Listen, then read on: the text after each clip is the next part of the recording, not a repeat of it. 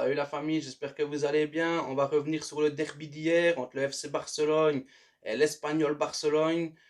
Mais avant tout ça, les amis, je vais passer un petit coup de gueule. En général, j'aime pas te parler des youtubeurs, mais là, j'aimerais envoyer une petite pensée à Riles. J'ai regardé une de ses vidéos, les vidéos de Riles. C'est un youtubeur que j'aime assez bien. Voilà, j'aime bien regarder ses débriefs, je le trouve très objectif.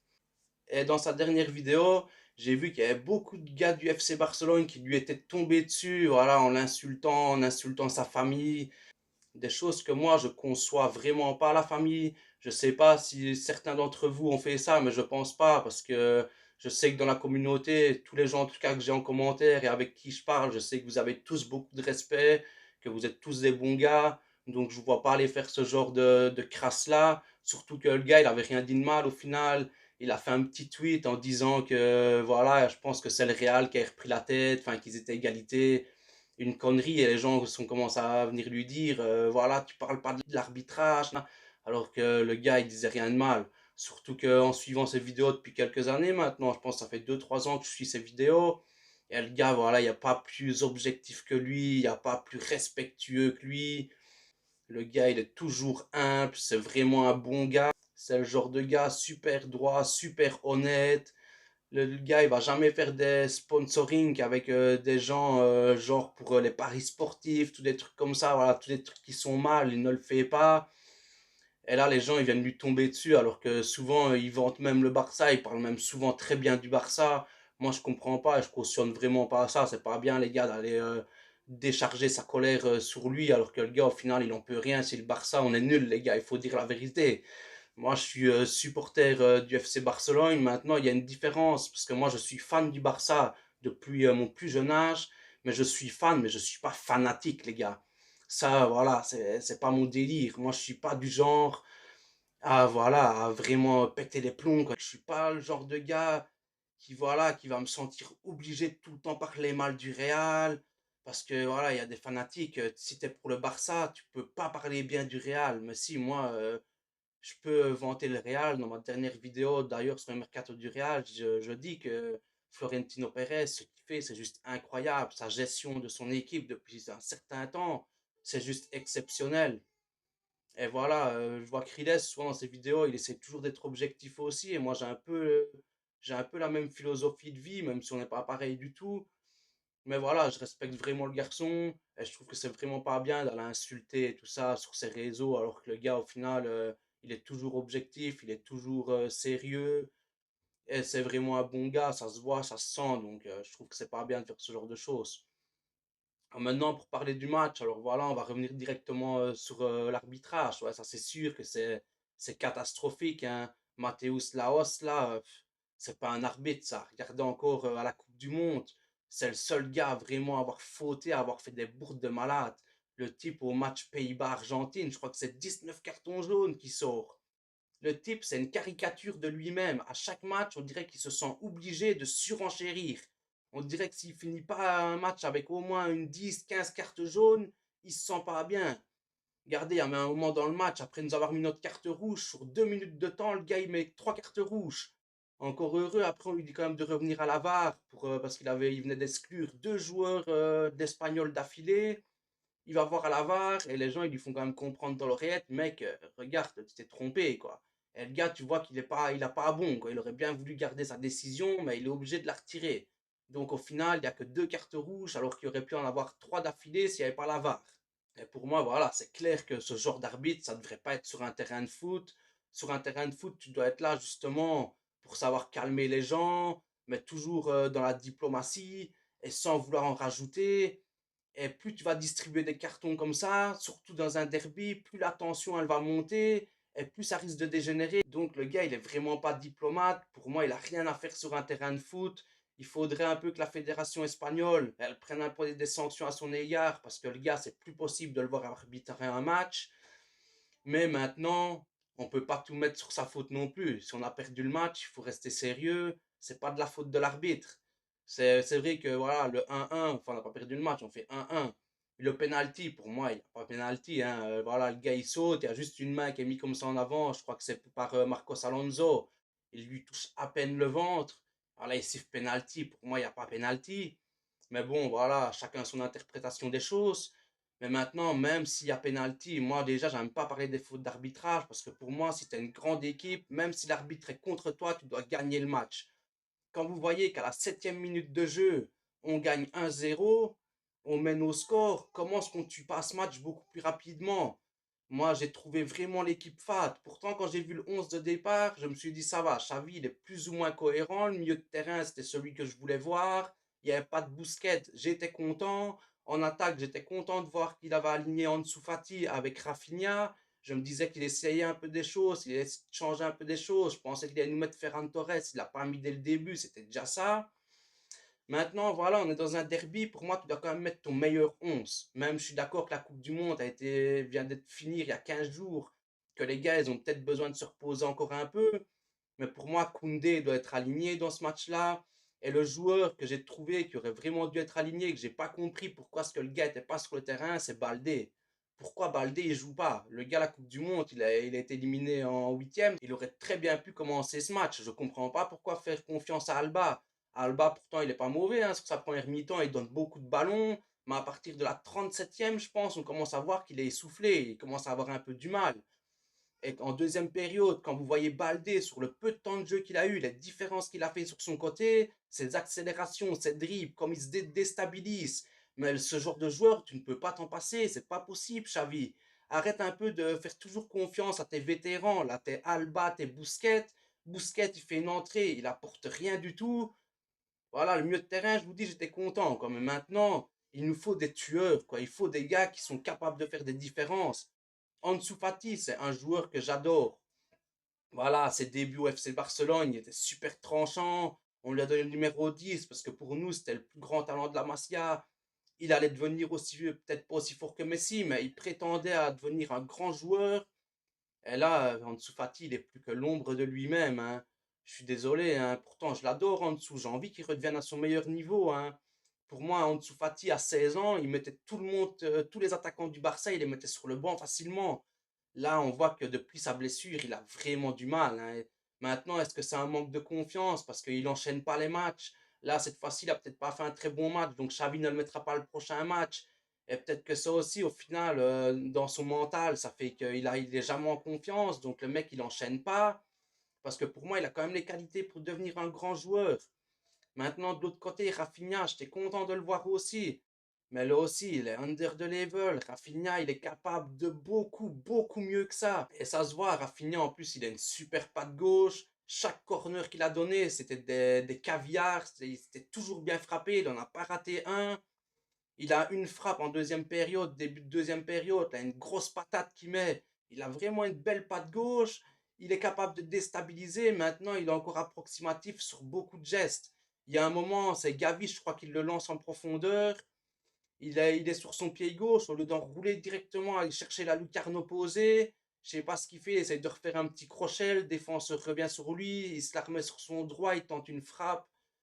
Voilà, c'est mou, quoi. C'est vraiment le mot, ça, en fait. Le match du Barça, il était très mou. C'est bien, on fait circuler la balle, on a la possession, on voit un peu du beau jeu, mais il n'y a pas assez de frappe à distance. Pour moi, on devrait beaucoup plus tenter notre chance. Même en fin de match, quand vous voyez que vous devez mettre un but, vous voyez, il n'y a jamais une frappe, quoi. Il va y avoir des centres, mais une frappe qui arrive de l'extérieur de la zone, ça arrive jamais. Il nous faut des joueurs qui sont capables de déclencher des frappes à distance comme ça pour faire la différence. Et voilà, franchement, moi j'ai trouvé le match assez pauvre. Pour moi, un Jules Koundé, il aurait dû commencer ce match aussi. Marcos Alonso, voilà, c'est lui qui met le but. Il aurait pu peut-être en mettre un deuxième. Il fait quand même un bon match. Mais pour moi, Marcos Alonso, défensivement, c'est pas le top du top. Maintenant, il n'y a pas beaucoup de choses à lui reprocher dans ce match-là. Pour moi, limite, toute la défense qui était alignée ce soir, c'est pas des vrais calibres Barça. Je comprends même pas pourquoi est-ce que Marcos Alonso il est mis comme défenseur central alors qu'Eric Garcia et Koundé étaient sur le banc. Je vois pas pourquoi tu fais pas jouer les gars à leur vrai poste. Pourtant, je vous dis, Marcos Alonso, il a pas fait un match dégueulasse, il aurait pu marquer deux goals, il en marque un. Mais voilà, et c'est pas un défenseur central déjà. Et même à Chelsea, son point faible, c'était la défense. Quand il devait monter sur son couloir et donner des ballons, il le faisait très bien. Mais défensivement, il pêchait beaucoup. Et là, nous, on a des vrais défenseurs centrales de formation et on les laisse sur le banc. C'est comme je vous dis, Baldé, je vois pas pourquoi ce qu'il est sur le banc. Le gars crée tellement de différence. Pour moi, ça va devenir un des meilleurs latérales au monde, Baldé. En tout cas, il a tout pour le devenir. Il est rapide, il est technique, il a vraiment tout. Maintenant, on va parler des changements de Xavi, hein. Il fait rentrer Ferran Torres, Ousmane Dembélé. Et mais voilà, Ousmane Dembélé, je vous dis, lui, c'est un joueur, je ne le comprends pas, la famille. J'ai peut-être un problème, hein, mais je comprends pas Ousmane Dembélé. Comment ce joueur il peut être si brillant sur un match? Des fois, il vous fait des fulgurances de malade. Le type, vous pourrez le comparer à un Vinicius Junior. Mais c'est un match sur 10. Comment ça se fait? Comment tu peux être aussi bon par moment et aussi nul par d'autres moments? Sa rentrée, elle a servi à rien du tout. Ferran Torres, j'en parle même pas. Le gars fantomatique, lui, il sert vraiment à rien. Encore une fois, juste pour montrer, en parlant de Ferran Torres, pour montrer l'arbitrage, tellement il est bête cet arbitre. Quand il y a le penalty pour le Barça, juste après le Barça, ils ont une action. C'est Ferran Torres, justement, il part, il y a un épaule contre épaule dans la surface. Ferran Torres, il tombe, voilà, mais voilà, c'est pas un derche, Ferran Torres, il se prend un épaule contre épaule, il tombe dans la surface, mais il simule pas de penalty, il cherche pas de faute. Voilà, et il a perdu son épaule contre épaule. L'arbitre, il fait quoi? Il vient vers lui, il lui met une carte jaune. Pour vous montrer la débilité de cet arbitre, quoi. Le gars, il a pas essayé de simuler, il a pas essayé d'avoir un penalty. Il s'est fait manger à l'épaule contre épaule, il est tombé dans la surface, voilà, c'est tout. Et le gars, non, il fait style, le gars, s'il a voulu simuler, il lui met une carte jaune. Mais voilà, Ferran Torres, comme d'habitude, ce gars-là, pour moi, c'est pas du tout un calibre Barça. Il faut s'en débarrasser. Il apporte rien du tout.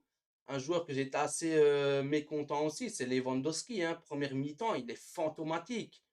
Certes, sur le but de Marcos Alonso, sur le corner de Rafinha, c'est lui qui met la tête foirée. Et après, c'est Marcos Alonso qui vient finir l'occasion. Mais sinon, il n'a pas été tranchant. Il a eu un face-à-face avec le gardien en deuxième période. Il rate sa frappe.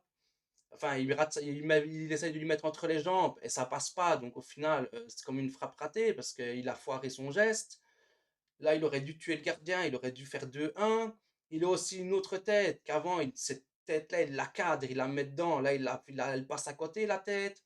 Je l'ai trouvé fantomatique, Lewandowski. J'espère qu'il va revenir mieux.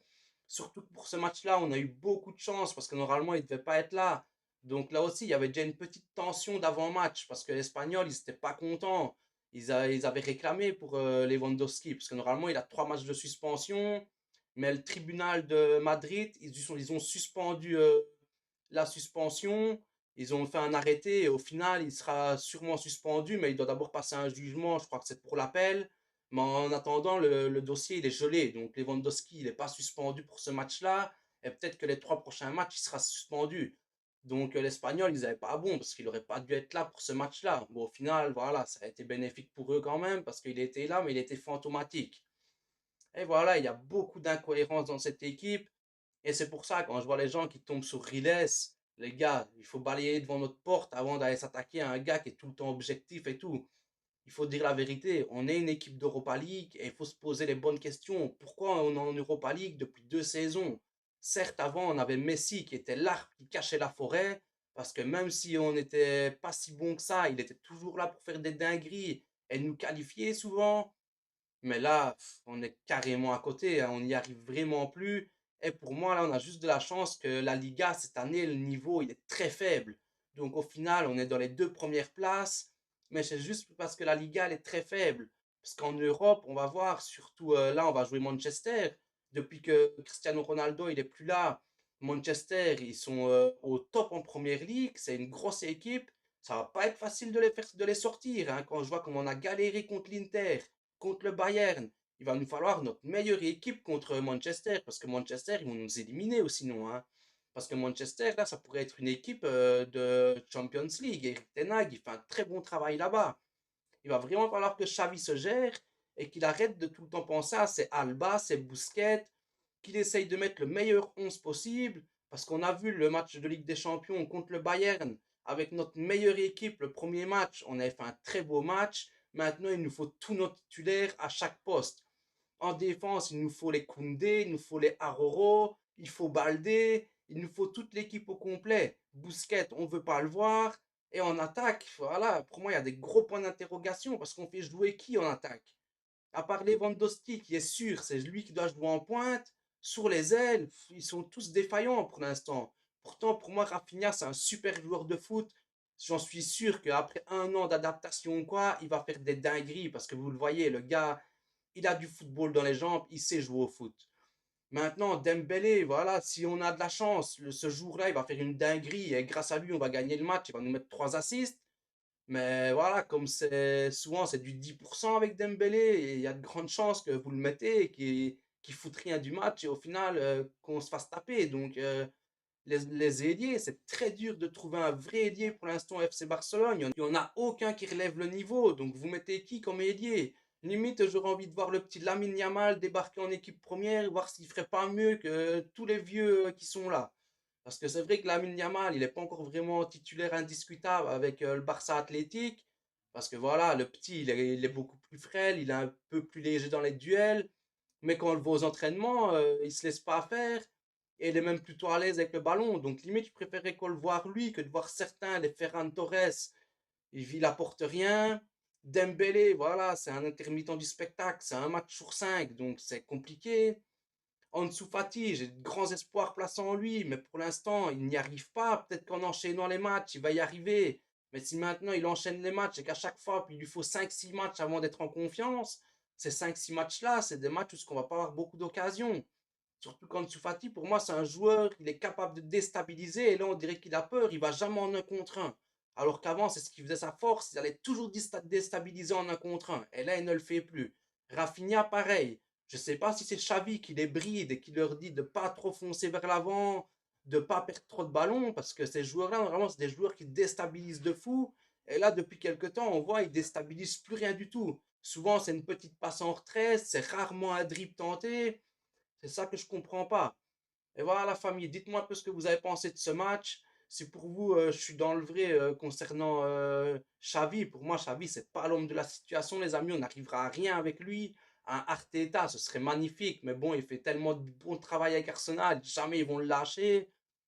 Mais dites-moi un peu ce que vous pensez de tout ça, la famille. En attendant, prenez tous soin de vous et des gens que vous aimez. Ciao, ciao, les frères.